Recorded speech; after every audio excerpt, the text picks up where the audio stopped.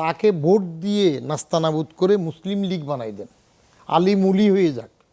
কিন্তু আপনি গায়ের জোরে তাকে বাদ দিয়ে দিবেন, ভোটে আসতে দিবেন না, আরেক পার্টি জাতীয় পার্টি কি বলবেন যে ওরা তাদের দোষ দেবেন না, তাহলে তো এটা মাস্তানি হইতেছে, স্রেফ মাস্তানি। এটা দিয়ে তো ভোট ইনক্লুসিভ হয় না।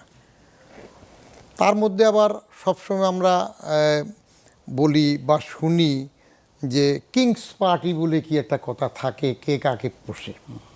এখন সেই পোষার মধ্যে দেশ জুড়ে উৎসবের আবহ, ভোটের আবহ, আছে উদ্বেগ এবং অনিশ্চয়তাও। নির্বাচন যত ঘনিয়ে আসছে, সহিংসতার ঝুঁকি আছে, প্রশাসন এবং কমিশনের সামর্থ্য, নিরপেক্ষতা, ভোটারের নিরাপত্তার প্রশ্নগুলো ক্রমশই জোরালো হচ্ছে। সম্প্রতি শেরপুর ও ভোলা সাম্প্রতিক সংঘর্ষে প্রাণহানি এবং আহতের ঘটনায় স্পষ্ট ভোটে পেশি শক্তি ও ভয়ভীতি ঠেকাতে নির্বাচন কমিশন কতটা প্রস্তুতি নিয়েছে সেটিও মাঠে জোরালো আলোচনার বিষয়। এর মধ্যে আন্তর্জাতিক পর্যবেক্ষকরা ৩ শতাধিক তারা মাঠে থাকবেন বলে জানিয়েছে ইলেকশন কমিশন। গণভোট নিয়ে আলোচনা আছে কিছুটা বিভ্রান্তিও, অনেকেই এখনও জানেন না হ্যাঁ না ভোটের অর্থ কী, এবং এ বিষয়ে তাদের সচেতনতার প্রসঙ্গটিও বারবার আলোচনায় আসছে। এই প্রেক্ষাপটে নির্বাচন কতটা শান্তিপূর্ণ ও গ্রহণযোগ্য হবে, সুষ্ঠু ভোটের পথে বাধাগুলো কি আছে, আস্থার সংকট কোথায়, সে বিষয়গুলো নিয়ে আজকের ডেডলাইন বাংলাদেশ। আমি জহিরুল আলম আজ আপনাদের সঙ্গে আছি। আর স্টুডিওতে আমাদের সঙ্গে আজ যোগ দিয়েছেন জনাব বদিউর রহমান, সাবেক সচিব, সাবেক চেয়ারম্যান এনবিআর, রয়েছেন জেসমিন টুলি, নির্বাচন বিশ্লেষক, তিনি নির্বাচন সংস্কার কমিশনের সদস্য ছিলেন এবং সাবেক অতিরিক্ত সচিব। স্বাগত আপনাদের দুজনকে। এবং রয়েছেন সিনিয়র জার্নালিস্ট ও কলামিস্ট জনাব মাহবুব কামাল। এছাড়াও আমার সামনে রয়েছেন কিছু তরুণ শিক্ষার্থী যারা প্রথমবারের মতো ভোটার, তারা ভোট দিবেন। এই তরুণ ভোটারদের কাছ থেকেও আজকে আমরা তাদের মতামত নেব, তাদের প্রশ্ন শুনবার চেষ্টা করব। এছাড়াও আলোচনার এক ফাঁকে আমরা মাঠ পর্যায়ে ভোটের চিত্রটি কেমন সেটিও জানবার চেষ্টা করব। শুরু করতে চাই জনাব বদিউর রহমানের কাছ থেকে। জনাব বদিউর রহমান, স্টুডিওতে আপনাকে স্বাগত জানাচ্ছি। ভোট নিয়ে নিশ্চয়ই আপনার মনেও এক ধরনের উত্তেজনা আছে, কারণ গত 3টি নির্বাচনে জনগণের যে সবচেয়ে বড় আমানত যেটি ভোটাধিকার, এই ভোটাধিকার প্রয়োগের ক্ষেত্রটি স্বচ্ছ ছিল না, উন্মুক্ত ছিল না, এবং নানাভাবে প্রশ্নবিদ্ধ হয়েছে, কলঙ্কিত হয়েছে ভোটের অধ্যায়গুলো। এই ভোটটি আপনার কাছে কতটা গুরুত্বপূর্ণ মনে হচ্ছে, এবং ভোটের যে চিত্র দেখছেন মাঠে, যতটুকু আপনি খেয়াল করেছেন, কি মনে হচ্ছে? ধন্যবাদ। প্রথমে বলি, আমার এই ভোট নিয়ে কোনো উত্তেজনা নেই। তার কারণ আমি আগে 3টা ভোটও দিয়েছি। 1970 থেকে আমার এই তরুণরা প্রথম ভোট দিবে এবার, আমি প্রথম ভোট দিলাম 1970। তো উত্তেজনা নাই, কিন্তু আমার এটা উপভোগ করার খুব আগ্রহ আছে। আমি উপভোগ করছি। আমার বাসার সামনে দিয়ে যখন মিছিল যায় তখন কাব্যিক স্লোগানগুলো আমি উপভোগ করি। যেমন আমার ওখানে একজন বাজাদের প্রার্থী, বাজাদ হইল বাংলাদেশ জাতীয়তাবাদী দল। ফেব্রুয়ারিতে ভোট হবে, ভাষার মাস। আমি নর্মালি বাংলায় একটু বলতে চাই আর কি, বাজাদ যেটা বিএনপি। আর একটা হইল আগে আলী ছিল, এখন আছে বাজাই, বাংলাদেশ জামাতে ইসলাম। তো এই 2 দলের মিছিল এখন বেশি হচ্ছে। তো বাজাদের প্রার্থীর নাম হইল টুলি। তো এক দল স্লোগান দিচ্ছে যে ভোট দেব কিসে, ধানের শীষে, টুলিয়াফার দুনয়ন, এলাকার উন্নয়ন। আর এদের বিরোধীরা যাওয়ার সময় একটু বলতেছে পরে দিয়ে যে নাম তার টুলি, আমরা গেছি ভুলি, নাম তার আরমান, রাখবে মোদের সম্মান। এটা জামাতের প্রার্থী। আরও মজা দেখলাম যে ছল চাতুরি করে কলা কৌশলে নির্বাচনের যে বিধিনিষেধ আছে নির্বাচন কমিশন, সেগুলার ফাঁক গলিয়ে সবাই কিন্তু তাদের নিজ নিজ কাজ সারতেছে। যেমন একটা বড় মানুষের জন্মদিন উপলক্ষে দাতব্য সেবা দেবে, চিকিৎসা, ফ্রি মেডিকেল ক্যাম্প। তো সে মেডিকেল ক্যাম্প দেবে, ওষুধও দিচ্ছে ফ্রি, কিন্তু আসলো কে? আসলো তাদের একজন প্রার্থী। তার সাথে সবাই ছবি উঠাচ্ছে, চলছে, জিন্দাবাদ চলতেছে। আবার আরেকজন ওই এলাকার 2 রোডের বাসিন্দাদের কথাবার্তা হবে তাদের সুবিধা অসুবিধা নিয়ে, তাকে করে ফেলছে প্রধান অতিথি। কারা করল? ওরা। একটা লাভ হচ্ছে এখন, এমনি তো অনেকে চেনে, তারপরে সালাম পাচ্ছি প্রচুর, এবং যেই পরিমাণ কাগজ দিচ্ছে মসজিদে, রাস্তায়, সবগুলা জমালে বোধহয় টাকা 20 তো কেজি হিসাবে অন্তত পাবো হয়তো। আচ্ছা, টুকটাক মন্দ হবে না আর কি। ভোটটা নিয়ে আমার একটা রিজার্ভেশন আছে। এখন কেউ আমাকে আলীর দোসর বলবে কিনা আমি জানি না, কারণ আমি কোদালকে কোদাল বলি। আমার 3টা বইতে সবগুলো আমি ডাইরেক্ট লিখেছি এগুলো। আওয়ামী লীগকে বাদ দিয়ে যে ইলেকশন হচ্ছে, এটা ইনক্লুসিভ ইলেকশন হতে পারে না। তার কারণ তাকে ভোট দিয়ে নাস্তানাবুদ করে মুসলিম লীগ বানাই দেন, আলী মুলি হয়ে যাক, কিন্তু আপনি গায়ের জোরে তাকে বাদ দিয়ে দিবেন, ভোটে আসতে দিবেন না। আরেক পার্টি, জাতীয় পার্টি কি বলবেন যে ওরা তাদের দোষ দেবেন না, তাহলে তো এটা মাস্তানি হইতেছে, স্রেফ মাস্তানি। এটা দিয়ে তো ভোট ইনক্লুসিভ হয় না। তার মধ্যে আবার সবসময় আমরা বলি বা শুনি যে কিংস পার্টি বলে কি একটা কথা থাকে, কে কাকে পোষে। এখন সেই পোষার মধ্যে সরকার প্রধান যার নিরপেক্ষ হওয়ার কথা, প্রফেসর ইউনূস, নোবেল বিজয়ী, আমাদের জন্য বড় মান সম্মানের স্তম্ভ তিনি যখন আকবরের বৈরমখা হন, নাবালক আকবর যখন সম্রাট হয়, তখন তার একজন বৈরমখা ছিল। এরা যদি ইতিহাস পড়ে থাকে জানবে।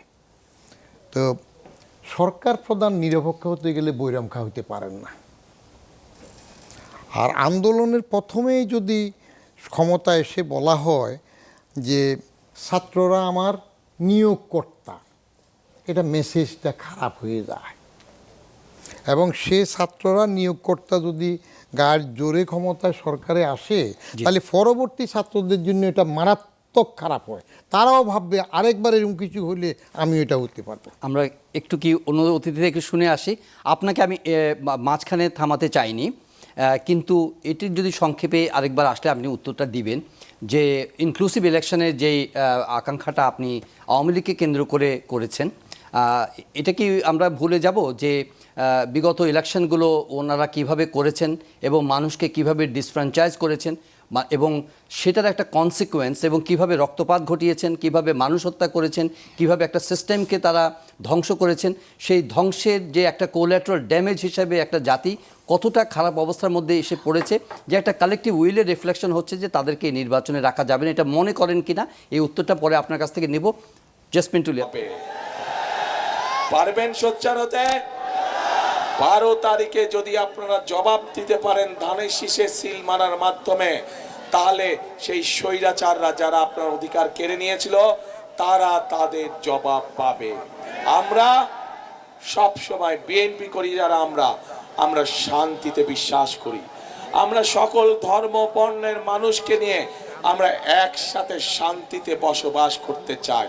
আমাদের কাছে মুখ্য হচ্ছে সে বাংলাদেশের নাগরিক। আমাদের কাছে ধর্মটা মুখ্য নয়, আমাদের কাছে জাতপাত মুখ্য নয়, আমাদের কাছে মুখ্য হচ্ছে সে বাংলাদেশের মানুষ। কাজেই মানুষকে মানুষ হিসাবে আমরা মূল্যায়ন করতে চাই। একটা তো পালিয়ে গিয়েছে দেশ থেকে, একটা তো পালিয়ে গেছে, কিন্তু আরেকটা পক্ষ আছে যারা, এই দুই পক্ষ আবার আগে থেকে একসাথেই ছিল। এই দুই পক্ষ কিন্তু বিভিন্ন সময় একসাথেই ছিল, তলে তলে একসাথেই ছিল। গত 16 বছরেও আপনারা মাঠে ঘাটে কত পেয়েছেন আন্দোলন সংগ্রামে, তাদেরকে কোথাও ছিল না, ওই ভিতরে ভিতরে কিন্তু তাদের সাথেই ছিল এরা। আচ্ছা, তো এখন এরা আবার ষড়যন্ত্র শুরু করেছে বিভিন্ন রকম। এখন আপনাদেরকে চোখ কান খোলা রাখতে হবে, আপনাদেরকে চোখ কান খোলা রাখতে হবে যাতে ষড়যন্ত্র করে আপনাদের ভোট এদিক ওদিক না করে। অনেকে গুপ্ত সুপ্ত আরো কত কিছু বলে, রে ভাই এগুলার কোনো সীমানা নাই। নিজেই যারা গুপ্ত হয়ে উদাও হয়ে গিয়েছিল বছরের বছর, যারা মজলুমদেরকে বলে এরা নাকি গুপ্ত আর সুপ্ত। ভাই একটু নিজের দিকে সবাই তাকায়, এটাই ভালো হবে, এটাই ভালো হবে। আয়নায় নিজের চেহারা দেখে অন্যেরটা দেখে লাভ নাই রে ভাই। জনাব মাহবুব কামাল, কিছুটা উন্নয়নের কথা আছে, আবার কিছুটা পারস্পরিক দোষারোপের প্রসঙ্গ আছে। শুনেন, দুইজনের বক্তৃতা শুনলাম তো, আমার উইনস্টন চার্চিলের একটা কথা মনে পড়ল।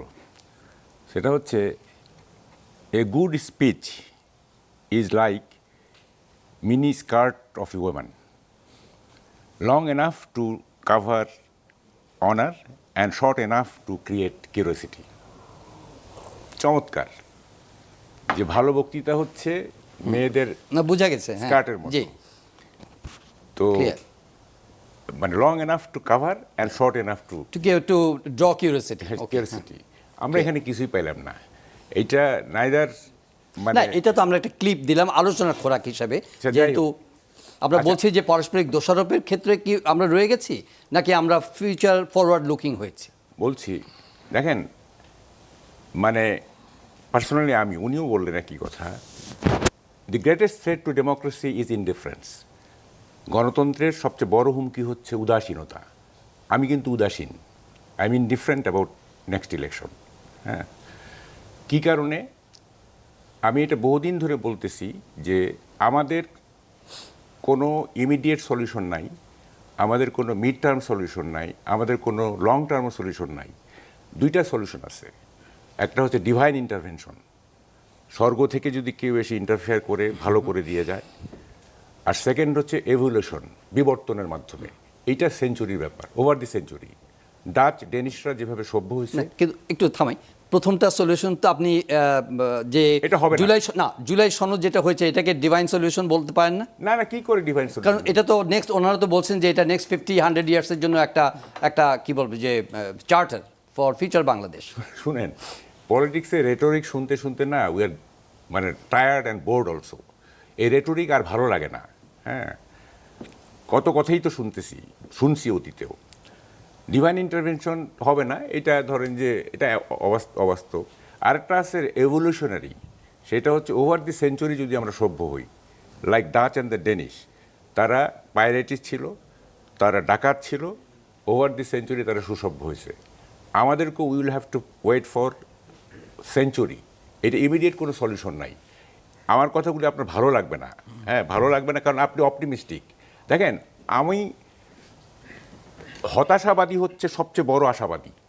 কারণ হতাশাবাদী জানে সমস্যাগুলো কি, সুতরাং সে একটা ওয়ে আউট বের করার চিন্তা করবে। আর যিনি আশাবাদী, হি স্যাটিসফাইড, তো তার তো কোনো উদ্বেগ নাই, তার তো কোনো উৎকণ্ঠা নাই। না, আমি একটু থামাই, মানে যা আলোচনার সুবিধার্থে আর কি, জিনিসটাকে একটু ইন্টারাক্টিভ করার জন্য।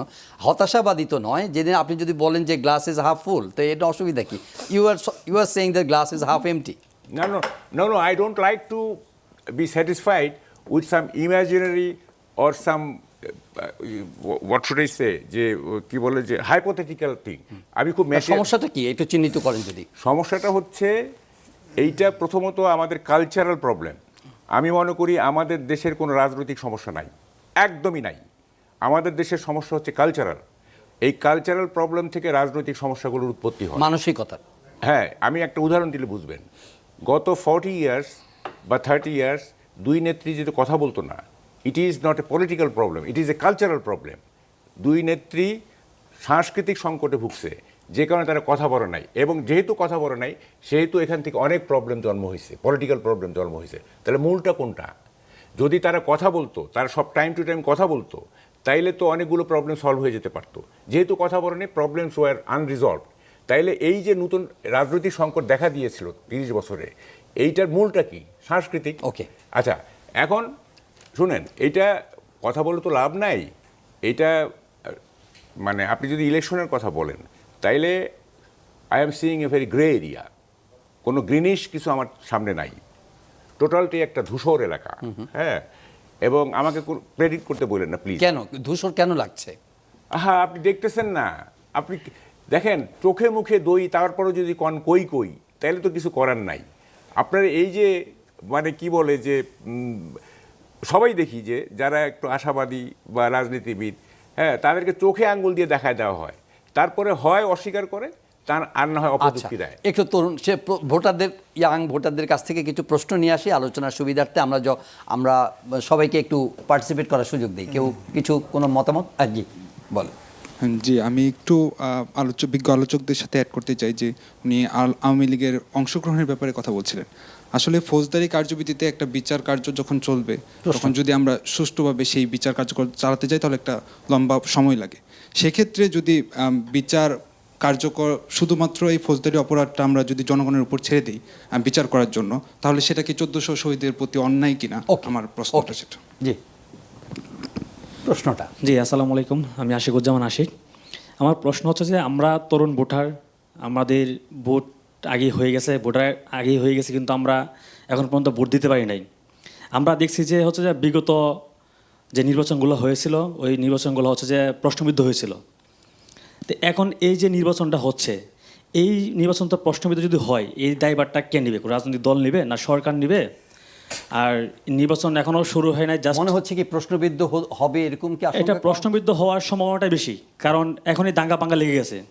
আজকে দেখেন, রাজনৈতিক মানে একজন ব্যক্তি মারা গেলে, আপনারা জানেন কিশোরগঞ্জে একজন লোক মারা গেছে যে ওদের আত্মীয় সম্পর্ক জমি জমা নিয়ে, কিন্তু কোনো এক সংবাদে বা হচ্ছে কোনো এক রাজনৈতিক দলে এটা প্রচার করছে যে তাদের রাজনৈতিক দাঙ্গা মাঙ্গা নিয়ে মারা গেছে। তো তারা তো এখনই প্রশ্নবিদ্ধ করে নিছে নির্বাচনটা। তো এই যে প্রশ্নবিদ্ধ করার দায়টা কে নিবে? রাজনৈতিক দল নিবে না সরকার নিবে? আর প্রশ্নবিদ্ধ ছাড়া কিভাবে বাংলাদেশের নির্বাচন কার্যকর করা হবে, এটার মানে উত্তরটা জানতে চাচ্ছি। একটা জানার আগ্রহ। জি, জানার আগ্রহ। আমি একজন তরুণ ভোটার হিসেবে এখন আমি কাকে ভোট দিব ওই হতাশা আমি ভুগছি, কারণ আমাদের দেশে এখনো ডিসাইডেড না। আমি এখনো ডিসাইড করতে পারতেছি না, কারণ আমাদের দেশের রাজনৈতিক যে পরিস্থিতি দেখতেছি, এই দল বলতেছে এই দল খারাপ, এই দল বলতেছে ওই দল খারাপ।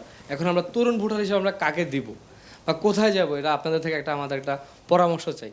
ওকে, এরপর আমরা জানি যে বিগত সময়ে আওয়ামী লীগ কী করেছে, আমরা আমাদের কথা বলার অধিকার পাইনি, আমরা আমাদের কোনো কিছুরই অধিকার পাইনি। এবং আমরা জানি, আমরা যদি আমাদের কনস্টিটিউশন দেখি, আমরা জানি যে কনস্টিটিউশন একটি সুপ্রিম ল। আমাদের কনস্টিটিউশন প্রথমেই প্রিয়াম্বলে বলেছে we the people of Bangladesh, not I. এবং আমরা আরেকটি বিষয় জানি যে আমাদের যে 15 অ্যামেন্ডমেন্ট আছে, সেটাকেও যে বিগত সালে যে আওয়ামী লীগ সরকার তারা চাইছিল যে আইটাকে ইমপ্লিমেন্ট করতে, কিন্তু আমরা জানি আমরা উইটাকে ইমপ্লিমেন্ট করব। যেহেতু আপনি বলছেন যে আওয়ামী লীগ ছাড়া একটি নির্বাচন হওয়া সম্ভব নয়, কিভাবে আপনি এটা মনে করলেন যে এই যে ফ্যাসিস্টের যারা কাজ করছে, এত মানুষকে হত্যা করছে, কিভাবে তাদের সাথে নির্বাচন সম্ভব নয়? এটা আমার কোশ্চেন। ওকে, আমরা যেহেতু সোশ্যাল মিডিয়াতে আছি, এই প্রশ্নগুলো আমাদের টিভি দর্শকের জন্য থাকবে। যারা প্রশ্ন করতে চান একটু ওয়েট করব, যখন ব্রেক থেকে আসবো আবার কিছু প্রশ্ন নেব। জনাব বদিউর রহমান, এগুলোকে মিলিয়ে আর কি, এগুলোকে মিলিয়ে বলেন না, আপনি আগে একটা প্রশ্ন রাখছিলেন। হ্যাঁ, মানে একটা বলছিল যে একটা প্রশ্ন রেখে গেছি আপনাকে, ওই এইটাই রিফ্লেক্টেড হয়েছে এদের। আওয়ামী লীগকে বাদ দিয়ে এরাও বলছে। হ্যাঁ হ্যাঁ, এখানে সাইকোলজিক আর কিভাবে কাজ করে মনস্তত্ত্ব, সেটার একটা বিষয় আছে। জেনারেশন গ্যাপ আছে। আমি 69-এর আন্দোলনে অ্যাক্টিভলি জড়িত ছিলাম, সেই গণ অভ্যুত্থান দেখেছি। 70-এর ভোটে অ্যাক্টিভলি জড়িত ছিলাম।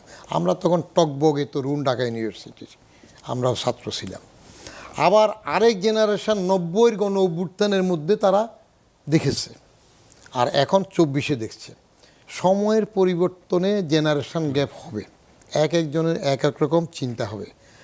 কিন্তু আমার লেখাতে আমি বহু আগেই বলেছি, 2007 আওয়ামী লীগ ভোটে, 2014 বিনা ভোটে, 2018 রাতের ভোটে, 2024 আমি তাহলে আমি তো এই 5ই আগস্টের গণ অভ্যুত্থানের বহু আগেই কথাগুলো লিখছি যে আওয়ামী লীগের এই পিরিয়ডটাতে 2007 এটিএম শামসুল হুদা সাহেব চিফ ইলেকশন কমিশনার ছিলেন।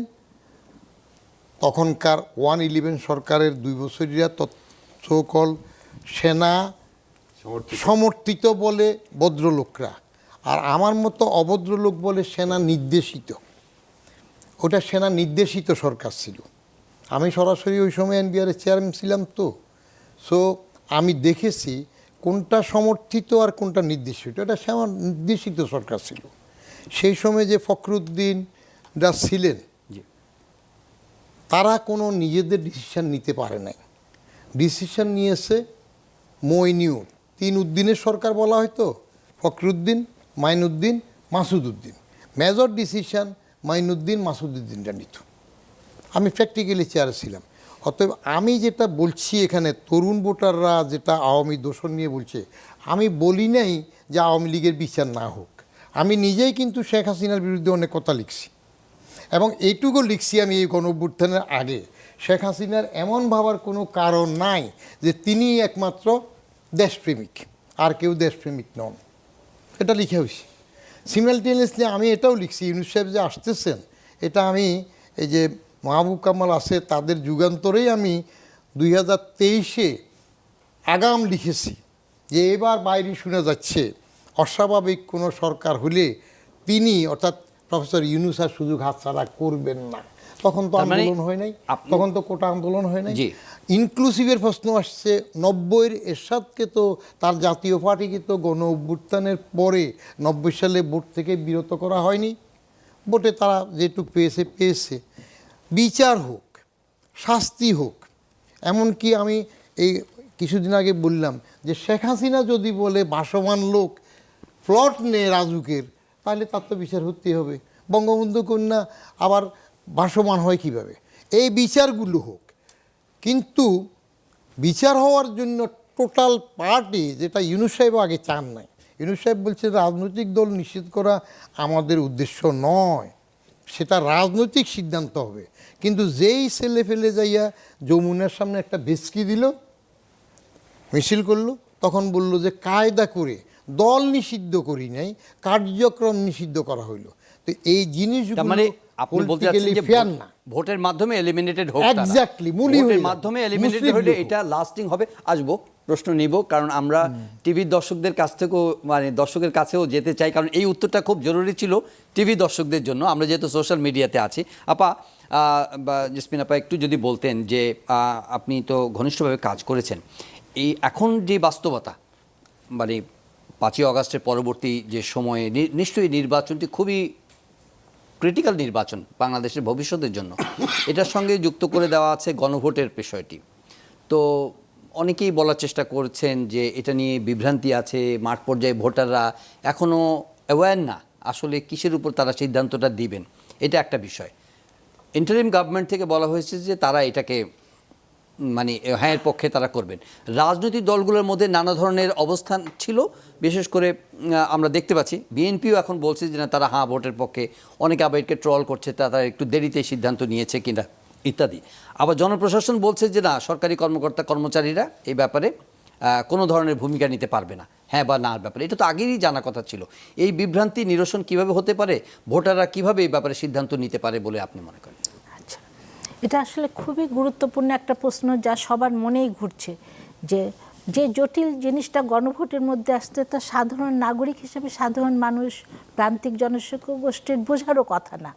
এটাকে সহজবোধ্য করে মানুষের সামনে নিয়ে আসার জন্যে যে প্রচারণা ব্যবস্থা সরকার করেছে এবং ইলেকশন কমিশন করেছে, প্রচারণাটুকু ঠিক আছে যে এই সংস্কারের মাধ্যমে কি হবে, দেশের কি পরিবর্তন হবে, কাঠামোগত পরিবর্তন হবে কিনা। আমি বিশ্বাস করি যে এই যে পরিবর্তন সংস্কারগুলোর জন্যে যে গণভোটটা হচ্ছে তাতে স্বৈরাচার যাবে না মনে হয়, কিন্তু একটা রাষ্ট্রীয় কাঠামোর কিছুটা পরিবর্তন হবে, এতে কিছু সিস্টেমের মধ্যে আসবে। কিন্তু মাহবুব ভাই তো বললেন যে এটা একটা মানে এরকম ডিভাইন ইন্টারভেনশন দিয়ে তো হবে না, এটা একটা এভলিউশনের ব্যাপার।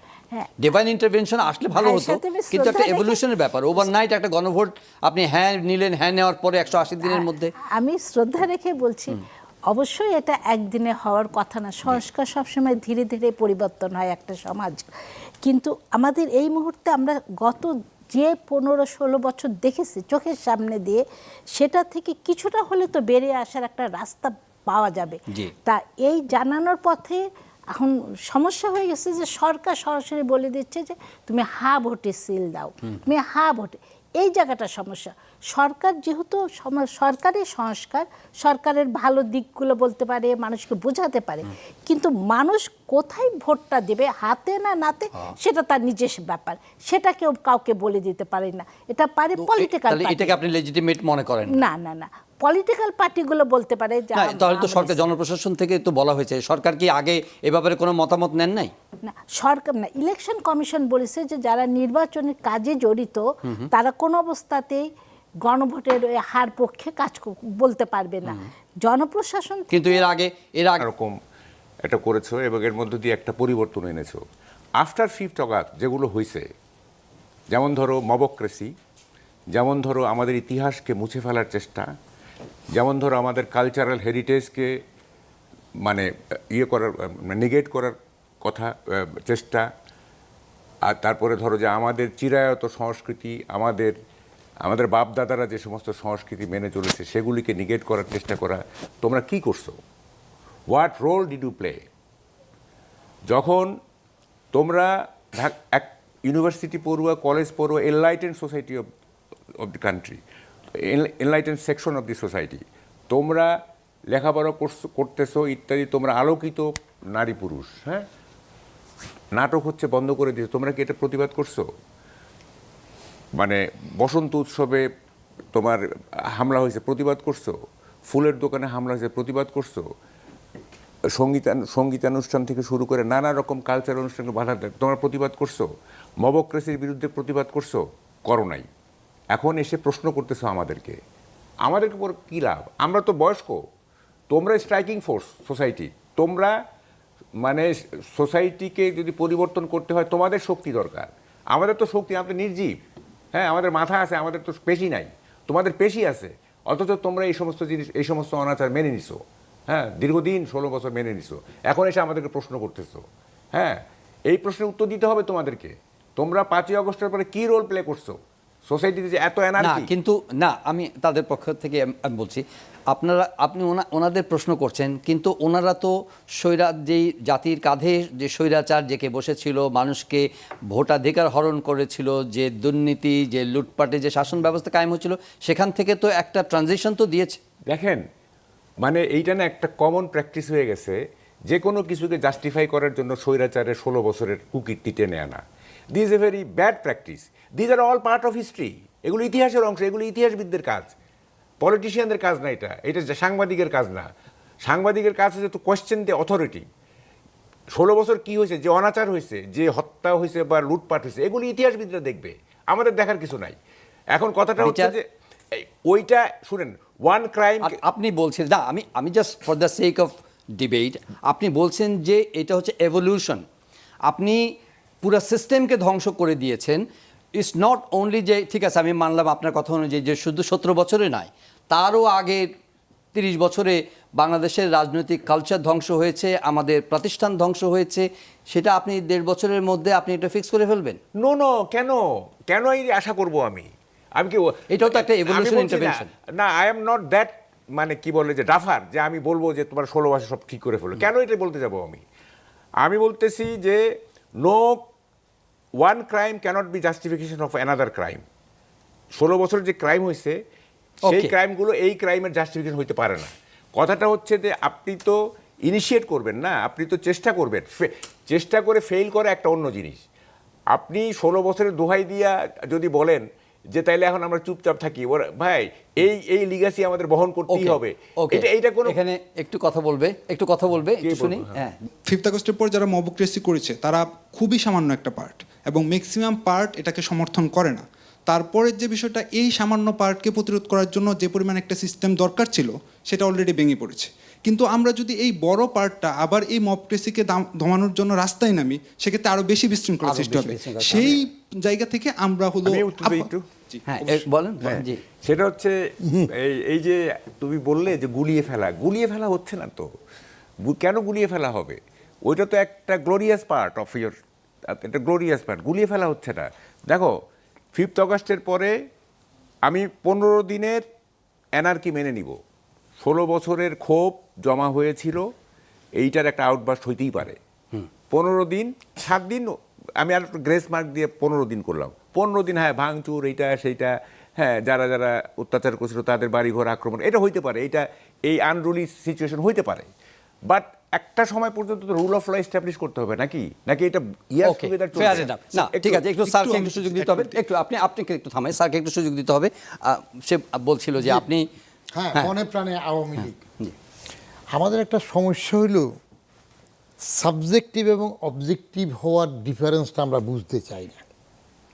কেউ যদি ব্যক্তি তার নিজস্ব সেট পারসেপশন থেকে কথা বলে, that is subjective. R impersonal হলে যদি নিজস্ব কোনো এজেন্ডা বা পারসেপশন থেকে কথা না বলে, সেটা অবজেক্টিভ। এই ভদ্রলোক যেটা বললো যে আমি মনে প্রাণে আওয়ামী লীগ, আমি তাকে রিকোয়েস্ট করব, আমার 3টা বই আছে, একটা হইলো আমার আত্মজীবনী, ডোমুরিয়া থেকে সচিবালয়, আরেকটা হইলো সরকারি চাকরিতে আমার অনুভূতি সমগ্র, এখানে 7টা বইয়ের একটা কালেকশন, আর 2008 থেকে শুরু করে 23 পর্যন্ত এটার উপরে আমার প্রচুর লেখা, রাজনীতি চেতনায় বুদবুদ। এই বইগুলা পড়লে সেখানে আমি আওয়ামী লীগ, জামাত, বিএনপি সমস্তগুলোর সম্বন্ধে যে অ্যানালাইসিস করেছি ব্যক্তিসহ, কেমন সবগুলো আছে, তাহলে হি উইল বি ক্লিয়ার। আমি একমাত্র ব্যক্তি যে এখনও কোদালকে কোদাল বলে যেতে চেষ্টা করতেছি। অনেকেই বলি আমি এখনও সেই সমালোচনা করি। আমার বইতে আমি বঙ্গবন্ধুকে সমালোচনা করেছি, পরিষ্কার বলে রাখছি, টিভি টক শোতে বলছি, সারা জীবন গণতন্ত্রের জন্য লড়াই করে 3 মিনিটের মধ্যে ফের ফয়েল এসে 5 বছরের জন্য প্রেসিডেন্ট হইলেন, বাকশাল করলেন, নিজে মরলেন, আমাদেরকে মেরে গেলেন। এটা ছাপতে চায় নাই পত্রিকা। বললাম যে এইটুক না ছাপলে আমার লেখা ছাপার দরকার নাই, লিখতে হবে, কারণ উনি বাকশাল করেছেন, দেশটা বরবাদ। এবং এই বাকশাল করাতে কী হয়েছে, আমি তো লিখছি, বাকশালটা এখন মির্জাফর যেমন অ্যাডজেক্টিভ হয়ে গেছে, নবাব সিরাজউদ্দৌলার সাথে মির্জাফরটা প্রপার নাউন থেকে অ্যাডজেক্টিভ হয়ে গেছে, বিশেষণ হয়ে গেছে, বাকশালটা এখন একটা বিশেষণ হয়ে গেছে। ওকে, আমরা অতএব কাউকে চাপিয়ে দেওয়া যাবে না যে তিনি মনে প্রাণে আওয়ামী লীগ, তিনি মনে করেন বিএনপি, এটা যার যার একটা ধারণা, রিডিং ডিবেটে না যায় না, প্লিজ। জি, আপনার আমি কথাটা এই জন্য বলছি যে আমাদের জুলাই যুদ্ধ এখন যারা আছে, আমরা যারা আন্দোলন করছে সবাই আমাদেরকে মাস্তান বানাই ফেলছে। না, সবাই আমরা মাস্তানি করে যে আওয়ামী লীগকে বিদায় করছে এখান থেকে। না, বিগত আওয়ামী লীগ সরকার বিগত আওয়ামী লীগ কি করছে, কি মাস্তানি করছে, আমরা তো সব আপনারা আমরা যা সবাই দেখছি। আমাদের কথা বলার অধিকার উনি আওয়ামী লীগ হারাই দিচ্ছেন না। আমরা বিতর্ক করতে পারলে আমরা ভালো হতো লম্বা সময়, কিন্তু আমরা টিভি থেকে একটা বিরতি নিচ্ছি, আলোচনা থাকবো সোশ্যাল মিডিয়াতে।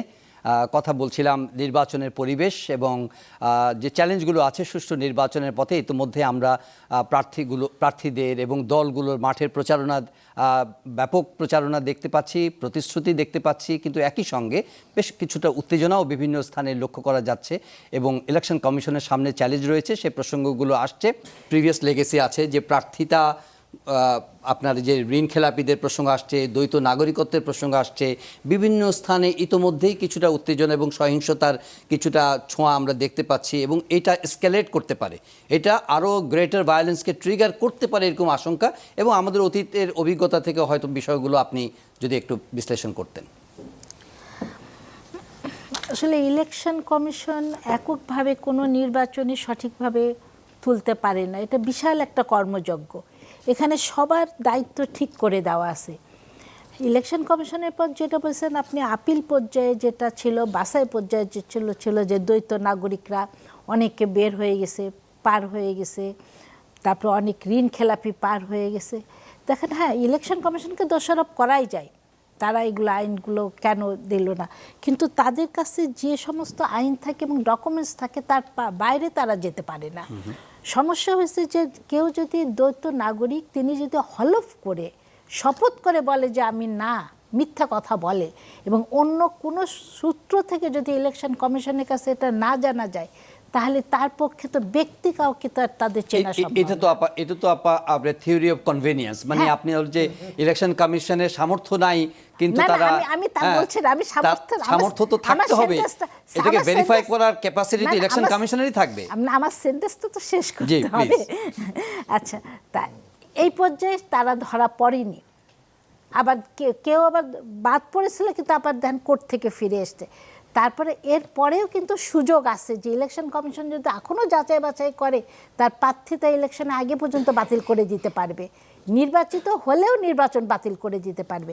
কিন্তু ইলেকশন কমিশন তার কতটা সদিচ্ছা রাখে, এখানে এই প্রশ্ন, যে তারা কি এই কাজগুলো করার মতন সদিচ্ছা তাদের আছে কি না। ইভেন ল এনফোর্সিং এজেন্সি যদি আপনি দেখেন, যে শেরপুরের ঘটনায় দেখেন বা অন্যান্য জায়গার মধ্যে দেখেন, মানে what concrete role they are playing, মানে তারা কি মনে হচ্ছে যে তারা খুবই ফার্ম, খুবই কনভিকশন নিয়ে কাজ করছে? তাহলে তো আজকে এই কথাগুলো উঠতোই না, ওঠার সুযোগই ছিল না। আসলে ইলেকশন কমিশন গঠন যেভাবে হয়, গঠনের প্রক্রিয়া বা যাদের দ্বারা ইলেকশন কমিশন, তারা ওই পরিমাণ সাহস যদি না রাখে যে একটা রাজনৈতিক দলকে বড় কি ছোট তার তো দেখার বিষয় না, তার দেখার বিষয় তার আইনকে ভাঙছে, সেই জায়গায় যদি শক্ত অবস্থানে না নেয় তাহলে তো বিশৃঙ্খলা সামনের দিকে আরও হবে এবং মানুষ এই নির্বাচন নিয়ে প্রশ্ন উত্থাপন হবে।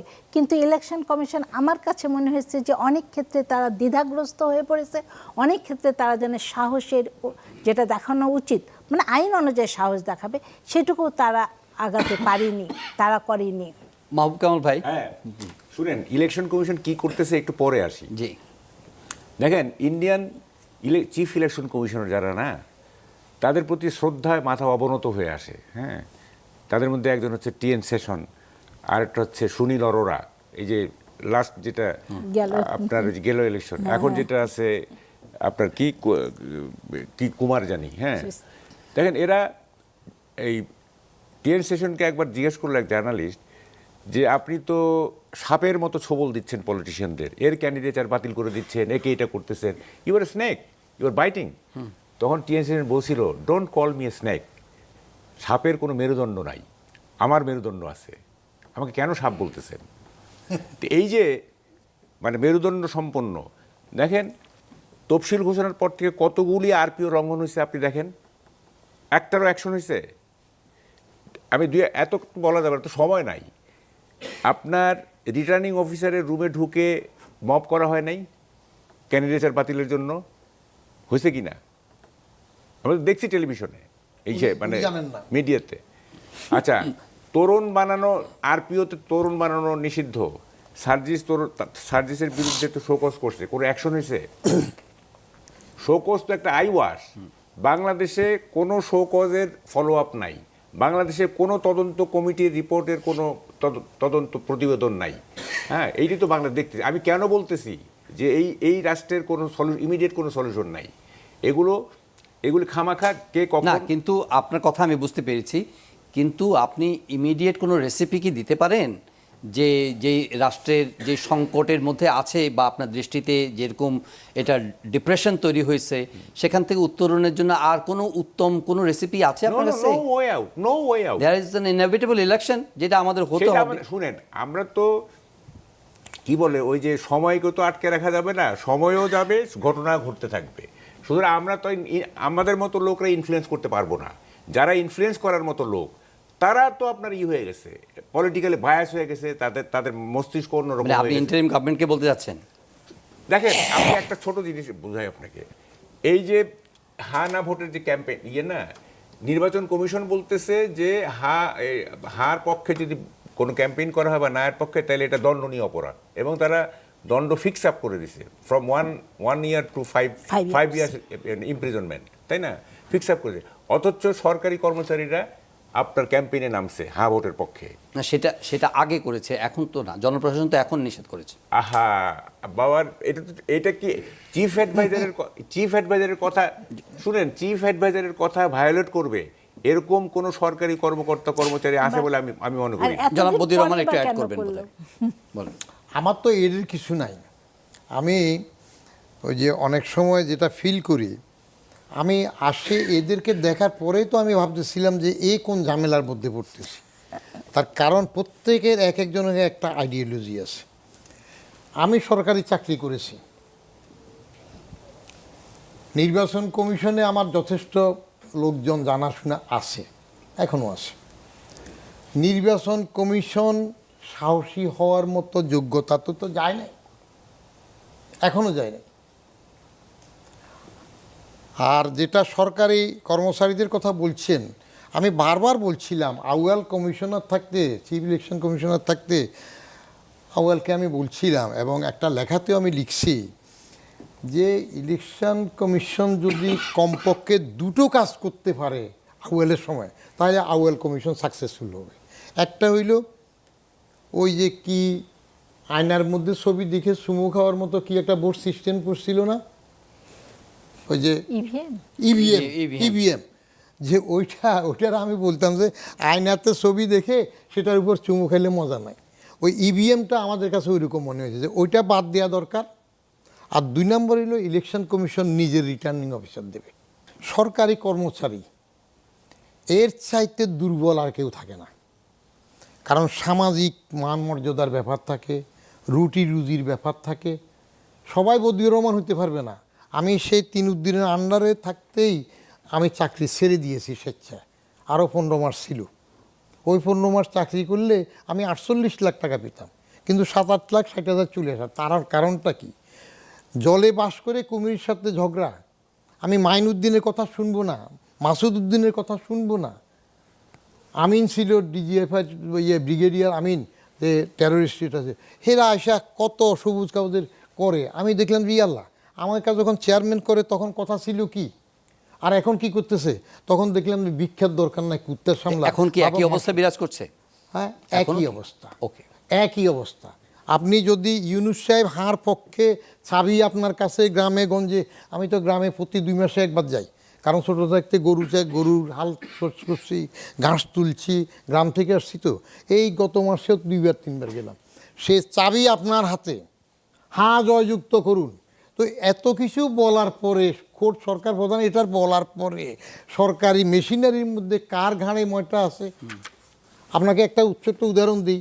হ্যাঁ না ভোটের মধ্যে মারা গেছে এক সেক্রেটারি সাহেব, ডিজি NSI ডিজি ছিলেন। তো এখন দেখা গেল ভোট 100টা হয় সর্বোচ্চ, না শতভাগ। দেখা যায় যে 100 জায়গায় 110 ভোট। বলে যে কি এত বেশি করে ফেললেন? যে বলে স্যার হুকুম তো সিল মারতে বলছেন, সিল মারতে কি হুঁশ ছিল নাকি? বেশি হয়ে গেছে, এখন কমাই দেব। আমি একটা টিভি টক শোতে বলছিলাম, একটা আমলা যদি ন্যায়নিষ্ঠ না হয়, দেশপ্রেম না থাকে, এই দুইটা থাকতে হবে। ন্যায়নিষ্ঠতা না থাকলে, দেশপ্রেম না থাকলে, একটা আমলা হাজারো ইবলিসের সাথে। কথা শেষ করতে দেন। জি, এটা তো একটা লম্বা আলোচনা। না, এটাই শেষ করতেছি, লম্বা না। একটা আমলা দেশপ্রেম বিবর্জিত হইলে, ন্যায়নিষ্ঠতা না থাকলে, হাজারো ইবলিসের সাথে সেরা শয়তান হয়। কিন্তু না, আমি জিজ্ঞেস করতে চাচ্ছিলাম খেয়াল আপনাকে যে জনপ্রশাসন সংস্কার কমিশনও তো করেছিল এই মানে ইন্টারিম গভর্নমেন্ট। আগেও তো হয়েছে, আগে হয় নাই? 19 শতকের জনপ্রশাসন আমার কাছে বই তো সেট এখনও আছে, জনপ্রশাসন বহু হয়। এগুলা ওই 4 সাইজে অনেকে অনেক কিছু করে। যে তো এতগুলো যে কমিশন করা হলো, এর কার্যকারিতা কি পেয়েছেন, কি দেখেছেন? আমি এটা কার্যকারিতা কিছু দেখি না। আপনাকে ওটা উত্তর দিই। ওই একটা রুমের মধ্যে বড় বড় পণ্ডিত, ওই যে আলী রিয়াজের মতো বাইরের থেকে আনা টানা অন্যগুলো পণ্ডিত আপনার ওই কাজ করতেছে। 6 মাস ধরে একই রুমে কাজ করে, মাঠের সামনে বাচ্চা একটা ওই গোড়া চালায়, গোড়া চড়ায় আর কি। তো ওর একদিন কিউরিসিটি হলো যে আপনারা এই 6 মাস থেকে কি করতেছেন, এত কাগজপত্র এত? বলে যে আমরা গবেষণা করতেছি গোড়ার সামনের মাড়ির উপরের মাড়িতে দাঁত কয়টা, ওটা দেখার জন্য। তো বাচ্চা বললো যে এই জন্য আপনারা এই 6 মাস ধরে এত বস্তা বস্তা কাজ করতেছেন, আমার গোড়াটারে হা করায় দেখে নেন না, তাহলে তো ঝামেলা শেষ হয়ে যায়। আপনি থাকবেন এই দেশে, এখানে সংস্কারের জন্য দুনিয়ার বাইরের ওগারা আনবেন, যদুমধু রামসান আনবেন। এই সংস্কার যত হোক, যে মেজরিটি নিয়ে পার্লামেন্টে আসবে, সে যদি পার্লামেন্টে একবার না করে দেয়, এটা কোথায় যাবে? আচ্ছা, মাহবুব ভাই, আসছি আপনার কাছে একটু।